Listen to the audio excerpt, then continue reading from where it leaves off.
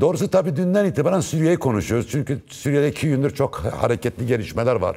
Hem Amerika Birleşik Devletleri'nin heyetinin Rojava'yı ziyaret etmesi, bugün Şam'da işte özel yönetimle Şam hükümeti arasında yapılan görüşmeler, dün akşam Şeyh Maksut ve Eşrefiye Mahallesi'ne yapılan saldırı ve bu saldırıda sonra sağlanan ateşkes var. Şimdi sorum şu, yani Suriye'de Kürtlerle savaş, Türkiye'de barış mümkün müdür? Mümkün değil tabii ki. Yani Kürtleri bu anlamıyla yaşadıkları ülkeler farklı olsa da sonuçta bir halk olarak kolektif haklarını birlikte savunurlar ve bugüne kadar da böyle oldu. Bu anlamıyla özellikle de 21. yüzyılda Kürtlerin ulus bilincinin kendisi, Kürtlerin kolektif haklarını koruması, ortak ruh, ortak bilinç, ortak tarih meselesinde çok ciddi aşamalar kaydedildi ve bunun en güzel örneklerinden birisi belki yine Rojava şahsında, şimdi Rojava'yı Suriye'yi konuşuyoruz. Rojava şahsında aslında Kobani Savaşı ve Kobani direnişinin kendisidir. Biz de onun yıl dönümündeyiz. Aynı zamanda 6, 7, 8 Ekim Kobani olaylarının yıl dönümündeyiz. Orada çıkan ruh bize bir kez daha gösterdi. Kürtlerin farklı ülkelerde yaşaması, farklı sistemlere tabi olması, en nihayetinde ulus devlet sınırlarının onları bölmüş olması, onların birbirlerine yönelik duyarsız oldukları ya da birbirlerinin yaşamı riske girdiğinde buna duyarsız kalacakları anlamına hiçbir zaman için gelmedi, gelmiyor da. Bugün Türkiye'de işte geçen yıl 1 Ekim'den beri başlayan bir süreç var. Biz de bu süreç kapsamında çok yaygın bir şekilde toplantılar alıyoruz, yerellere gidiyoruz. İşte Kürdistan'ın, Türkiye'nin farklı kentlerinde ve şunu rahatlıkla söyleyebilirim ki herkes, her bir yurttaşımız süreci sormadan önce Rojava'yı soruyor. Rojava ne olacak diye soruyorlar. Rojava'da ne bekliyorsunuz diye soruyorlar. Ya da Rojava'da Kürtlerin statüsü ne olacak diye soruyorlar ve o anlamıyla bugün neredeyse Kürt halkının ekseriyetinin birinci önceliğinin en temel hassasiyetinin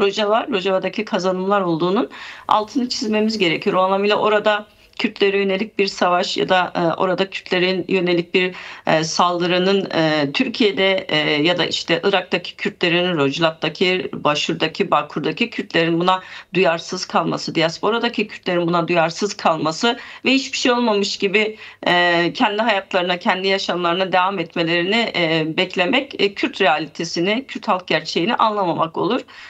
Ben asla böyle olacağını düşünmüyorum açıkçası. Peki sizce Ankara şimdi ne düşünüyor? Çünkü az önce 6, 7, 8 Ekim 2014 ayaklanmasına ve direnişine dikkat çektiniz. Tabii 2013-2015 çözüm sürecinin çökertilmesinde Rojava'daki gelişmeler de önemli bir rol oynamıştı düşünüyorum. Çünkü o zaman da masada Rojava vardı. Şimdi tabii konjonktür farklı. Suriye'de birçok gelişme yaşandı. 8 Aralık sonrası yeni bir konjonktür, yeni bir askeri ve siyasi denge de ortaya çıktı. Kısaca sorum şu, Ankara sizce Suriye Rojava yönelik politikasında bir makas değişikliğine gitme ihtimali var mıdır? Yani süreçle birlikte Ankara'da bunu gözlemleyebiliyor musunuz? Yoksa eski klasik ret ve inkar Kürtleri baskılama politikası mı geçerli şu anda Ankara için? Yani şunu söylersek çok abartılı olur. Yani Türkiye Kürtlerin bütün haklarını görüyor, bütün haklarını vermek istiyor. Gerçek anlamda Kürtlerin kazanacağı statüyü önemsiyor, bunu istiyor dememizin kendisi çok açıkçası doğru olmaz. En nihayetinde günün sonunda Türkiye olabildiğince Kürtlerin az hakkı olsun, özellikle Rojava açısından ifade edersek, Kürtlerin minimum şeylere razı etmek gibi bir önceliği var. Böyle bir tartışma yürütüyor, böyle bir ajandası var. Fakat günün sonunda Türkiye'den de bağımsız olan realiteler olduğunu görmemiz gerekiyor. Bu realitelerin başında aslında Kürtlerin oradaki örgütlü gücü, Kürtlerin orada DAEŞ'e karşı verdiği mücadele, bunun dünya kamuoyuna mal olması, dünya halklarının bunu takdirle karşılamasının kendisi ve şu anda Suriye'nin en istikrarlı, en güvenli, yaşanabilecek tek yerinin neredeyse Rojava olması gibi bir hakikat var ve bunu da bütün dünya görüyor. O anlamıyla Bugün Suriye'de gerçek anlamda bir barış istiyorsa, Türkiye'de bütün uluslararası güçlerle gerçekten orada bir istikrar isteniyorsa, en nihayetinde orada bu denklemin içerisinde Kürtlerin yer alacağını, Kürtlerin çok belirleyici bir güç olduğunu, SDG'nin, oradaki Suriye Demokratik Güçlerinin çok belirleyici bir güç olduğunu ben Türkiye'nin yavaş yavaş görmeye başladığını düşünüyorum açıkçası. Türkiye çok uzun bir süre Suriye'de oyun kurmak istedi. Yani kartları kendisi karmak istedi ve Suriye'nin geleceğini tek başına şekillendirmek istedi ve bu gelecek içerisinde, Suriye'nin gelecek tahayyülü içerisinde açıkçası Kürtlere çok fazla hak veren, Kürtleri çok fazla gören, gözeten bir yaklaşım olduğunu da düşünmüyoruz. Ama en nihayetinde günün sonunda yeni gelişmeler, bölgesel gelişmeler, Suriye'deki uluslararası güçlerin daha fazla tahkimat yapması, Körfez ülkelerinin oradaki varlığı, İsrail'in mevcut Suriye'deki politikalarının kendisi, ABD'nin İsrail ile olan işbirliğinin kendisi gibi birçok etken, birçok mesele bugün Türkiye'nin Kürt realitesini daha fazla görmesi, bunu kabullenmesi gibi bir noktaya getirdiğini düşünüyorum açıkçası. Bunu çok belki gönüllü, çok yürekten isteyerek değil ama günün sonunda evet, biz de Kürtleri hesaba katmalıyız. Kürtler burada bir denge faktörü, Kürtleri burada gözetmeliyiz gibi bir noktaya doğru yavaş yavaş evrildiğini düşünüyorum. Bunu nereden çıkarıyoruz? Bunu çok uzun bir süredir işte özellikle de Türkiye'deki hükümet yetkililerinin yaptıkları açıklamalarda daha fazla 10 Mart mutabakatına vurgu yapmalarından anlayabiliyoruz. Yani orada belki evet hala kırmızı çizgi olarak bir işte şu federasyon istemeyiz, şu istemeyiz, bu istemeyiz gibi meseleler çok fazla dillendiriyor. Fakat bununla beraber 10 Mart mutabakatına vurgu yapılması Kürtlerin Suriye'deki varlığının aslında kabul edilmesi ve bunun bir şekilde kendi bakış açılarıyla entegre olmasını istemekle ilgili bir şey olduğunu düşünüyorum. O anlamıyla ben Suriye'de yeni dönem açısından biraz daha belki ağır, biraz daha zamana yayılmış bir sürecin pozitif anlamda bir sürecin ilerleyebileceğini düşünüyorum. Halihazırda ne uluslararası güçler ne Suriye çatışmayı göze alabilecek, yeniden Suriye'de bir savaşı göze alabilecek bir potansiyele ya da bir bakış açısına sahip değil. Herkes çatışma istemiyor Suriye'de. Herkes bir istikrar istiyor. Herkes bir şekilde Suriye'nin bir sistem oturtmasını istiyor. O zaman bunun yolu Kürtlerle diyalogdan, Kürtlerle müzakereden, Kürtlerle konuşmaktan ve Kürtlerin varlığını kabul etmekten geçiyor. O anlamıyla ben bu noktada bir küçük de olsa söylemlerden bunu çıkarabiliriz ama bir makas değişikliğinin olduğunu düşünüyorum. İkincisi çok uzun bir süre Suriye sorunu Türkiye'deki Kürt sorununun önüne konulmuş bir başlık olarak işlendi ve bunun aslında arızaları yavaş yavaş da görülmeye başlandı. İşte çünkü Suriye'deki süreç çok kırılgan aynı zamanda. Çok farklı dengeler var, çok Evet. fazla uluslararası güç var orada. Onu getirip Türkiye'deki yürüyen barış ve demokratik toplum sürecinin önüne koyduğunuz zaman bu sürecin, buradaki yürüyen sürecin, Türkiye'de yürüyen sürecin akamete uğrama ihtimali çok çok yüksek. Bunun Ben de tam handikapları, bir soru bunun sorabilir riskleri miyim? görülmüş oldu tabii. Bununla ilgili bir soru sorabilirim çünkü daha önce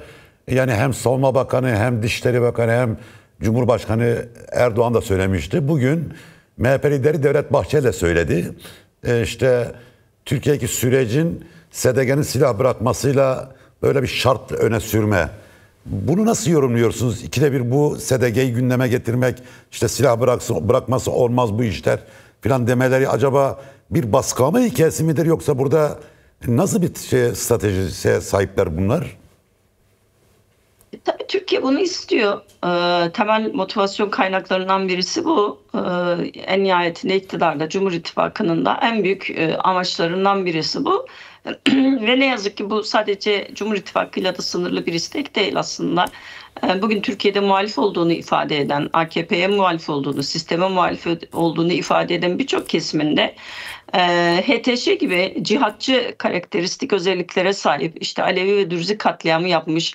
Bu anlamıyla orada Suriye'de yaşayan hiçbir halka aslında güven telkin etmeyen tam anlamıyla bir rejime karşı Kürtlerin silah bırakmasını ya da Kürtlerin gerçek anlamda bambaşka bir pozisyon almasını isteyebiliyor. O anlamıyla bir paradoks olduğunu ifade edebiliriz. Yani Türkiye'de olsa örneğin El-Kaideci, HTŞ'li yapıları, buradaki çok seküler olan kesimler asla kata kabul etmezken, işler Suriye'ye gelince, orada Kürtlerin hakkı söz konusu olduğunda birdenbire Kürt karşıtı bir pozisyon alıp HTŞ'yi, hatta kırmızı bültenle aranan işte Kolani'yi, Colani'yi çok meşru görebildiklerini görüyoruz. İşte dünkü Eşrefiye ve Evet.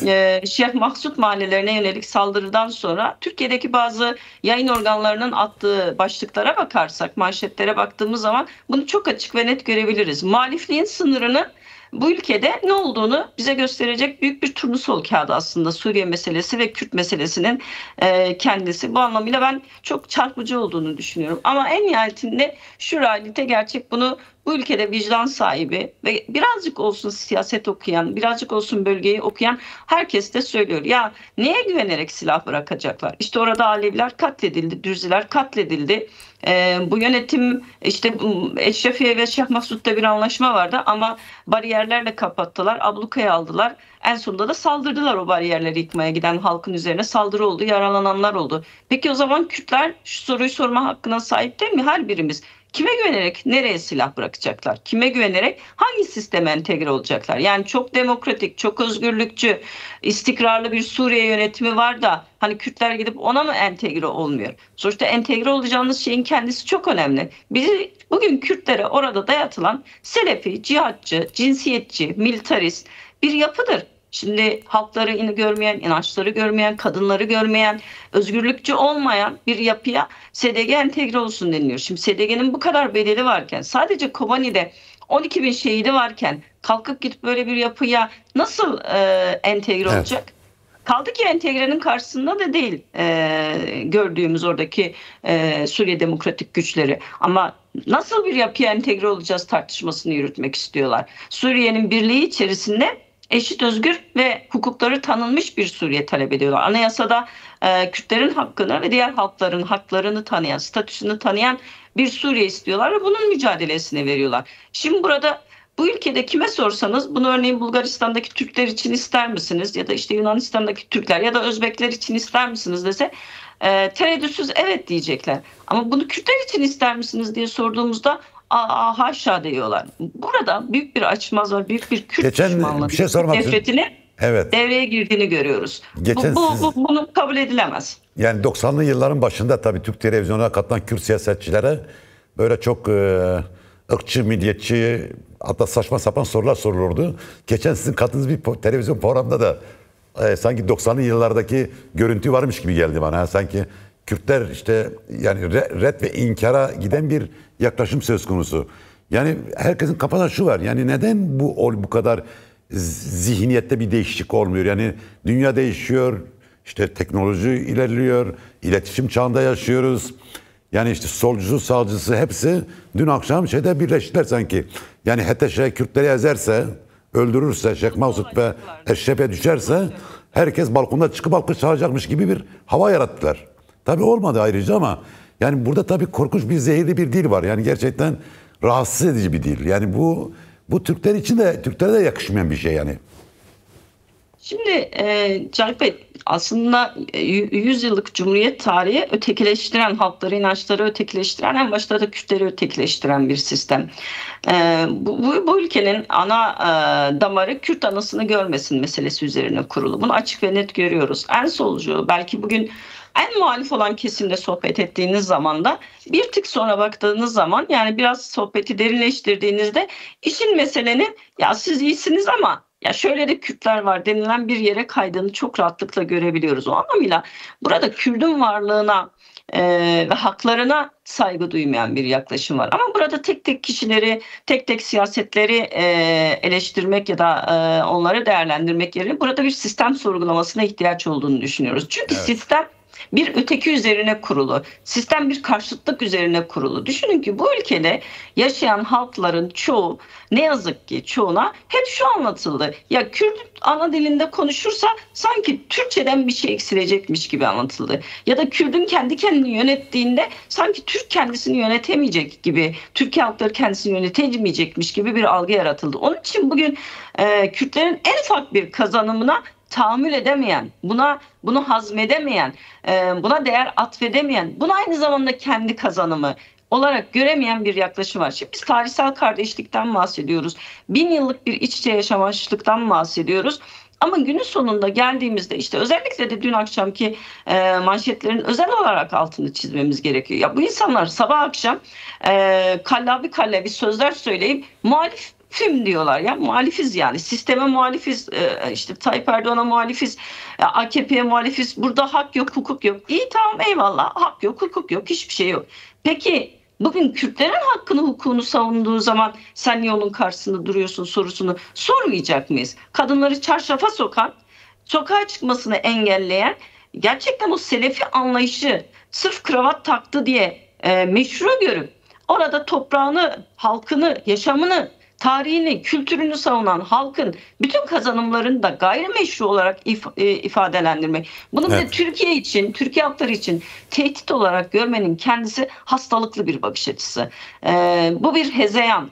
Ama sistemden kaynaklı bir hezeyan olduğunun altını çizmemiz gerekiyor. Tekçe eğitim sistemi ilkokuldan başlayıp bütün hayat boyunca, askerlik dahil, kamu hayatı dahil, gündelik hayat dahil, hayatın her anında bütün bir sistem, bütün bir yapı teklik üzerine kurulu ve ötekinin reddi üzerine kurulu. Yani Kürdün reddi, Alevinin reddi, kadının reddi üzerine kurulan bir red ve inkar rejimi var. Bu rejimin sistemsel olarak değişmesi, dönüşmesi gerekiyor. Zaten bunun için Sayın Öcalan demokratik entegrasyon yasaları diyor. Biz neye entegre olacağız sorusunu çok açık vererek demokratik cumhuriyete entegre olacağız diyor. Mevcut sisteme değil, bugünkü Türkiye değil, hakkı, hukuku, 80 Anayasasını bile askıya almış bir Türkiye'ye değil, tabii ki Türkiye Anayasası'na değil, gerçekten özgürleşmiş, demokratik devrimini en azından yapabilmiş demokratik bir cumhuriyete entegre olmak istiyoruz diyor. Nedir? Kendi varlığımızı koruyarak sistemin içerisinde var olma halinin kendisi. Evet. Şimdi baktığımız zaman burada bir demokratik diyemeyeceğimiz, işte görüyorsunuz bir seçim yaptılar Suriye'de göstermelik. Delege üzerinden kullandırdılar oyları. 70 tane vekili bizzat atayarak vekil seçimi yaptırdılar. Şimdi buna da gelip bizim demokrasi dememizi, bunu da devrimliye nitelendirmemizi bekleyen kesimler var. Ortada bir devrim yok. Sürekli seçim sanıyorum antik Roma demokrasisinden bugüne kadar yapılmış en komik seçim. Yani böyle bir seçim yok. Yani ben yapay zekaya da sordum, böyle bir seçim var mı? Yani dünya tarihinde böyle bir seçim yok. Yani 6000 delege olacak. Bu 6000 delege işte toplumun 0,04'ünü temsil edecek ve buradan da bir meclis çıkacak. Şimdi son sorum, zamanımız da daralıyor. Tabii 14. komisyon 14. toplantısı yapacak yarın. Çok sayıda insan dinlendi, çok sayıda taraf dinlendi. Halen İmralı'ya gidilmiş değil, Kürt Halk Önder'e bir görüşme gerçekleşmedi. Şimdi tabii kamuoyu şunu soruyor, yani bu hukuku ve siyasal zemine ne zaman sıra gelecek? Yani artık sırası gelmedi mi? Yani bu siyasi ve hukuki zemin için yeni yasalar, yeni bir takım adımların atılması gündemde mi? Kısaca anlatırsan sevinirim. Evet. Şöyle geldi de geçiyor bile Sayın Mervan. Çünkü Sayın Öcalan bunu açık söyledi. Birinci aşama tamamlanmıştır dedi. Şimdi ikinci aşamaya geçmek için hukuki somut adımların atılması gerekiyor. Yani ikinci aşama bir hukuksal aşama. Ama bu hukuksal aşamanın da gerekleri var. Nedir? Somut yasaların yapılması gerekiyor. Süreç yasalarının, geçiş süreci yasalarının, ara dönem yasaları, adına her ne diyorsak bunların yapılması gerekiyor. Bu anlamıyla meclis açıldı. İkinci haftasını geride bıraktı. Bugün ikinci haftanın ilk mesai günüydü. O anlamıyla geç kalındığını bile ifade etmemiz gerekiyor. Şimdi burada tek yönlü bir bakış açısının olduğunu da altını çizelim. Yani şimdi çok biz bunları söylediğimiz zaman bize hükümet kanadı şunu söylüyor. Ya dünya çatışma çözümü literatürüne bakalım. Türkiye'deki süreç ezber bozacak kadar hızlı yürüyen süreç. Doğru, evet öyle. Ama bu hızın kaynağı ne? Gerçekten bu kadar hızlı yürümesi kimin sayesinde? Bu kadar hızlı yürümesinin kaynağında Sayın Öcalan'ın çağrısı, PKK'nın bu çağrıya olumlu yanıt vermesinin olduğunu görüyoruz. Yani bu anlamıyla bir hız var, doğru, ama bu hızın kaynağı devletin kendisi değil, sistemin kendisi değil. Burada Kürt hareketinin, Kürt tarafının, Sayın Öcalan'ın bir hızından gerçek anlamda süreci katkı koyacak önemli eşikleri bir çırpıda aştıracak bir yaklaşımı olduğunu görüyoruz. Bu hıza eşlik edecek bir mekanizma hala hazırda kurulabilmiş değil. Bugüne kadar belki atılmış adımların karşısında meclisin attığı çok önemli bir adım var, komisyonun kendisi. Ama bu komisyonun da henüz dinlemelerden çıkıp gerçekten kendi yasa çerçevesini, geçiş süreci yasalarını konuşmamış olması, aynı zamanda bir demokratikleşme perspektifini genel anlamıyla da olsa içinde bazı keskin başlıklarla beraber sunmamış olması ciddi bir eksikliktir. O anlamıyla bizim